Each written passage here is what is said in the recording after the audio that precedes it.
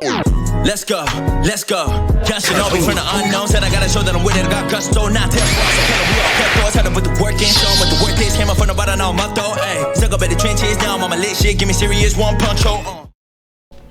Yo, what's up, guys? Today in this video, we're gonna be I'm gonna explain the timeline for Road to Shinden, and not Road to Shinden, Shinden Ninja's Return, because I saw a lot of comments saying it's confusing as hell, and I know, I get it. Okay, I know. By the way, the first episode 1, does not count at all whatsoever. It is not part of the series. I only made episode 1, but I wasn't, and that's why the series starts at episode 2, because I didn't when I made episode 1, I wasn't sure what I wanted to do with the series so far, so I canceled that season 1 because it didn't make any sense. So now I'm doing not season 1, episode 1. So yeah, guys, I made a timeline video. Oh, someone's calling me on Discord. Wow. Yeah, I called you because I said I decided to make. Okay, listen. I called you back because I get it, bro. Shut up. So yeah, here's the episode video. It came out 5 months ago. Jesus. And when I watched that, it didn't make any fucking sense at all. Beginning of the timeline. The First Hokage.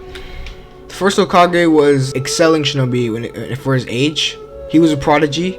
He was looked up most to by the village because of his strength and his leadership. He was a bit impulsive, but he managed to pass through. He finished the academy first in the entire history of the village. So the First Hokage, he became Hokage around, I would say, 4 years after the Hokage we know now.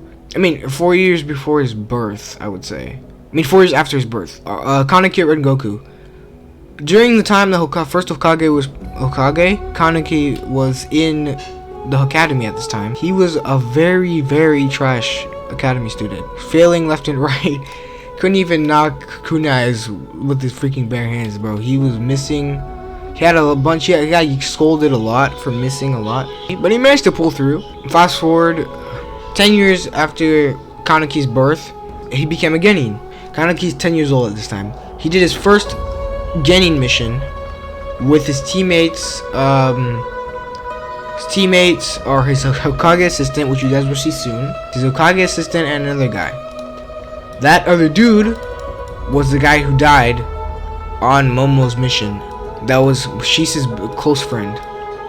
He died whenever Momo went on a mission with him in episode 2 or 3. Episode 3.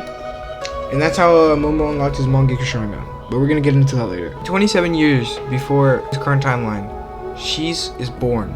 In between, a bunch of random bullshit happens, and some characters are born. For example, the Mizukage and the Raikage are born around that time, and a bunch of relevant shit happens. 17 years before the current timeline, Team 2. So, fast forward to 5 years. Right now, Kaneki is currently 15 years old.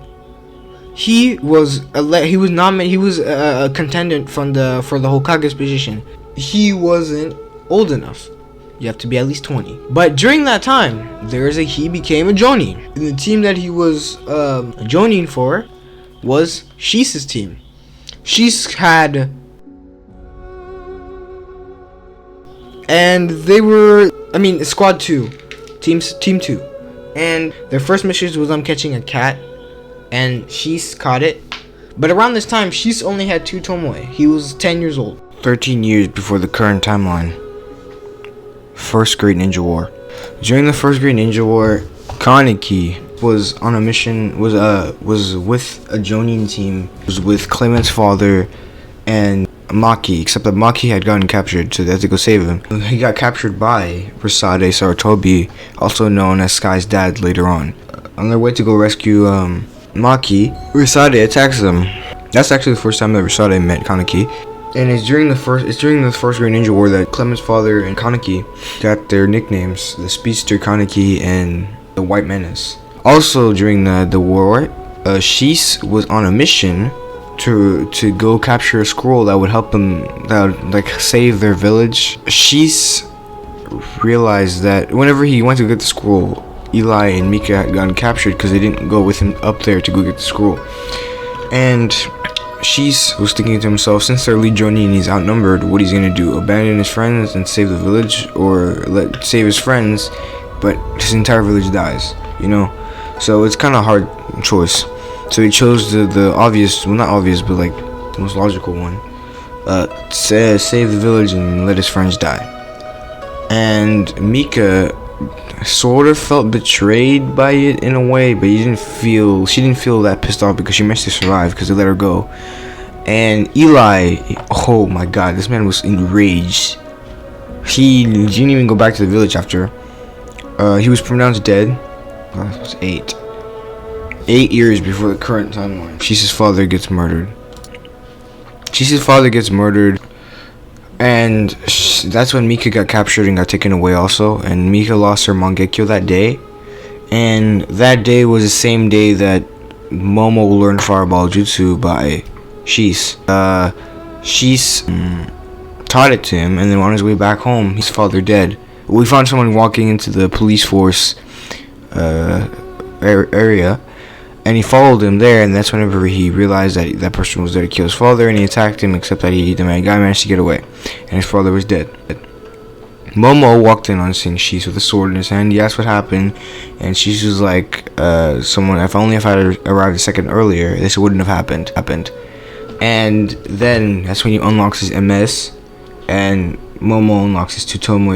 He awakens his Sharingan. Shis on his way, he notices Mika sees the whole scene, and Mika was pissed, of course, because Shis is her best friend, or his best friend. Because, of course, Mika was pissed because Shis is her best friend, and she wanted to go kill the guy who killed his parents. And Shis did not want that to happen because Mika was gonna get killed, of course. And Shis was like, no, stop. And she's like, no, I won't stop. And he tried to go find her. He didn't find her. And then that's whenever she lost her right. She lost her left eye. I'm stupid. She lost her left eye. Got stabbed out. Around that, when fast forward 2 years, nomination of Kaneki. Kaneki became Hokage. At this time, Shis is 16 years old. Momo is enrolling in the academy. Momo was a very good student in the academy. He passed. He was very, very good. He was like the first Hokage in a way. Momo at this time met Clement and Basile at the academy. Momo at the academy awakened his 3-Tomo Sharingan somehow. So while Shis is around 16 to 17 years old, Kaneki is Hokage. He becomes Hokage. And since Shis had his sword in his hand and his father's body was right in front of him, Shis was framed for killing his father and a few other Uchiha. So around this time, Shis awakens his Mangekyo Sharingan. Momo awakens his 2-Tomo Sharingan and then he goes to the academy.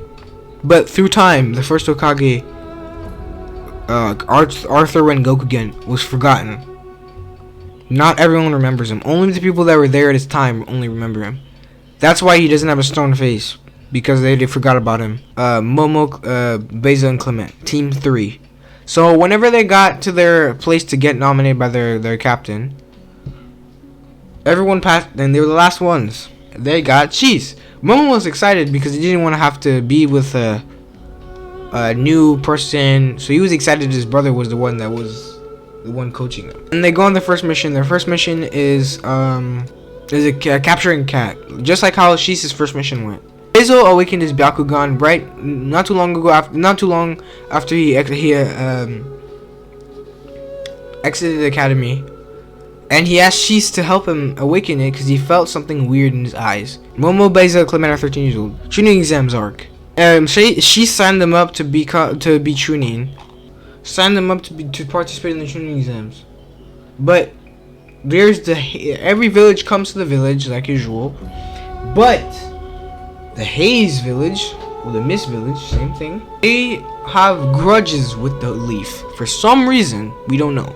That's why the Genin from Haze fought against Momo and Clement and Basile. They passed the written exam fine, and they pass. However, walking out of the written exam, they get attacked by a Haze member, but they don't understand why.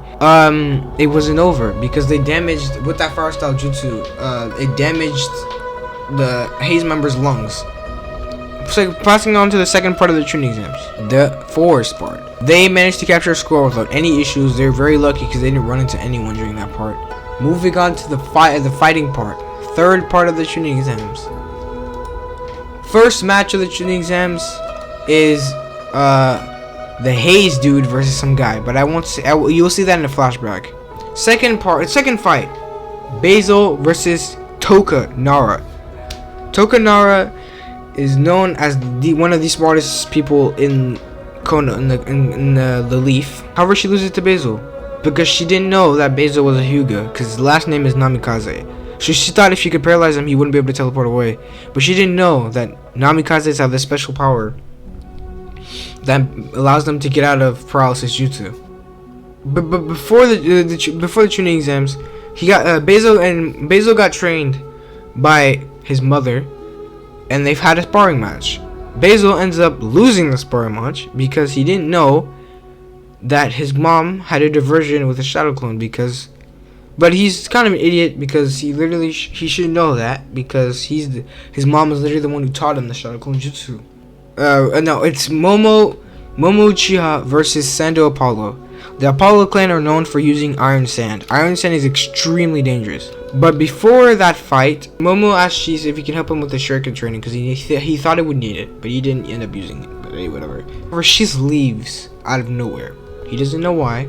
He just goes with it, and he's kind of sad about it, but he doesn't show it because he tries to stay strong for his in front of his brother. Then the proctor says go, and one of the greatest fights in the series happens. Momo versus Sando. The rest is history. Momo ends up winning the battle by faking him losing by putting Sando Apollo and the entire crowd into a genjutsu. He wins and he passes because Momo, he has incredible speed. Because, however, he's faster than Shise, but Momo has an abnormality that makes his vessel, like his cells, go faster than the normal human being. So his cells make him faster. That's why he's extremely fast compared to his teammates. The only person that comes close to him is Shinjire, because Shise could beat Shinjire in speed. Next match, Jordan Inuzuka versus Ray Ashin. The only problem is that match was almost forgotten because it was so short. But it was so short because Ray Ashin is very, very, very, very, very strong. She's probably the only person that could beat Momo in a fight as a Genin besides Shinjire and his teammates. The fight lasted 10 seconds. She destroyed the Jordan Inuzuka in 10 seconds by electrocuting him from the back. Next fight is, I didn't show it, but it was the Tsuchikage's son versus a random dude from the mist. The Tsuchikage's son is really strong. I would say he would probably beat Momo. He would beat Momo and Ray Ashin. Before Clement's fight, Clement fought against Momo as a sparring match so they would be ready. The only problem was during their sparring match, Clement cracked Momo's rib, which made Momo a little bit weakened, but he was fine. But also, Momo activated, because you could see Momo 3-tone Sharingan, Clement could keep up even better than him. So he had to activate his Mangekyo to beat him, which was cheating, but whatever. Momo activated it and destroyed him in 3 seconds with his speed. And then, since he was so beaten down in such a short time, his body reacted with a curse mark. And that's where you see him, that thing activate, and it sort of like make him shoot out an electric beam or some shit from his body. Yeah, that was the first stage of his Chidori. He shot it, blasted it, and broke his freaking tree. And Momo was like, wow, thank God I dodged, otherwise my face would have been gone. He would have killed Momo had he gotten hit by that. Next, moving on, Momo goes to the hospital to see what his issue was. And Momo gets his rib fixed, even though he's a little bit tiny weakened. But anyway, moving on. Right before after Momo and then Clement has his battle, but yeah, and then right before the finals, they started to train a little bit, and they have a whole training episode, which is episode 10. You guys go watch it. And Clement does like tries to figure out how did he do that Chidori or whatever, and he sort of figured it out, but he couldn't hold it for long when he did it. He had to release it, otherwise it would burn his hand.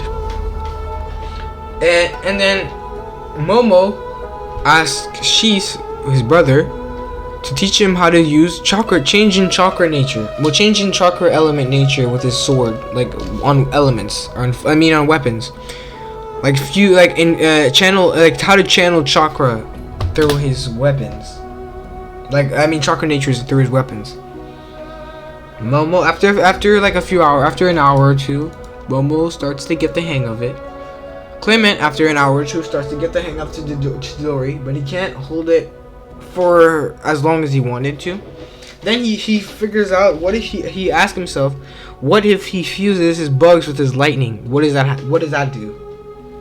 It created black lightning. He didn't use it in the Chunin exams, but he should have. But anyway, I just forgot to put that in, so don't worry about that, guys. Anyway, while they're training, Basile meets his father. Not too long after Momo and Clement have their sparring match. Basile meets his father, and they have their own thing, and they end up like catching up. And his father teaches him, "Do you know the secret jutsu of our clan?" He says no, because he doesn't know what it is. And it's a time stop. You can stop time for a certain amount of time. And Basile, he does it. His dad teaches him how to do it, but he can't do it. I didn't show that he can't do it, but he couldn't do it. Then, while Shiz has a clone teaching Momo. He's not actually there because he has a mission to go to. He has to deliver something for the Hokage. But while he's about to deliver that, he falls off a branch, and he's like, "What the hell? That normally happens to me." Then he feels a strange chakra near his face. His eyes, to be specific. And then his eye opens, and it's a fucking Rinnegan. Wow. Anyway, a Rinnegan comes out of his eye and opens a portal. He's like, "How the hell did I do that?" And guess who jumps out? Some random nigga. And his name is what's his fucking name again? Anyway, I'll just check it out after. Some guy shows up and attacks him, not knowing that this dude is from Torna. This dude attacks him. They have their nasty shit. And Momo realizes, and once he attacks him with the kick, devastating kick, Shiz's shadow clone disappears. And he's like, "What?" So Momo knows that something's wrong, because why would he just randomly deactivate a shadow clone? So Momo runs to leave. And the Hokage tells him he's going to deliver a paper near the village. And that's whenever Momo saw Shiz using Amaterasu.